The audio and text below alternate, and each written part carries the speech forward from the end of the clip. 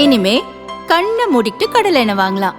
ஏன்னா மந்த்ரா கடலை எண்ணெய் இதயத்தின் தயாரிப்பு. கோவையில் போட்டியிடும் தமிழக பாரதிய ஜனதா தலைவர் அண்ணாமலையை தோற்கடிக்க ஆளுங்கட்சியும் எதிர்க்கட்சியும் முழு வீச்சில் இறங்கியுள்ளன. பாரதிய ஜனதாவில் தேர்தல் பணிகளை முன்னெடுப்பது தொடர்பாக கோவையில் நேற்று முன்தினம் முக்கிய ஆலோசனை கூட்டம் நடந்தது. அதில் அண்ணாமலை, தேர்தல் பொறுப்பாளர்கள் உட்பட முக்கிய நபர்கள் மட்டும் பங்கேற்றனர்.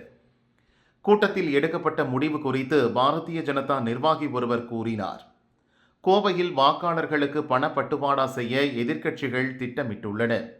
நாமும் குறிப்பிட்ட சில இடங்களில் உள்ளவர்களின் ஓட்டுகளை வாங்க அவர்களின் எதிர்பார்ப்பை பூர்த்தி செய்ய வேண்டுமென மூத்த நிர்வாகிகள் அண்ணாமலையிடம் தெரிவித்தனர்.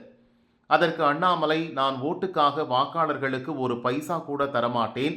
திராவிட கட்சிகள் போல் வாக்காளர்களுக்கு பணம் கொடுத்து ஏமாற்றக்கூடாது. வாக்காளர்களை ஒவ்வொரு தொண்டரும் நிர்வாகியும் ஒரு முறை சந்தித்து ஓட்டு கேட்பதற்கு பதில் 4 முறை சந்தித்து பிரதமர் மோடியின் சாதனைகளை தெரிவிக்க வேண்டும்.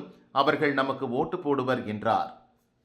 அப்போது ஒரு நிர்வாகி, தேர்தலின் போது மக்களின் எதிர்பார்ப்பை பூர்த்தி செய்ய வேண்டும். கோவையில் பல கிராமங்களில் கோவில்கள் புனரமைக்கப்படாமல் உள்ளன. அவற்றை புனரமைக்க வேண்டுமென்பது அங்கு வசிக்கும் மக்களின் நீண்டகால கோரிக்கை. அதற்கு உதவி கேட்டு திராவிட கட்சிகளிடம் பலமுறை கோரிக்கை வைத்தும் தீர்வு கிடைக்கவில்லை.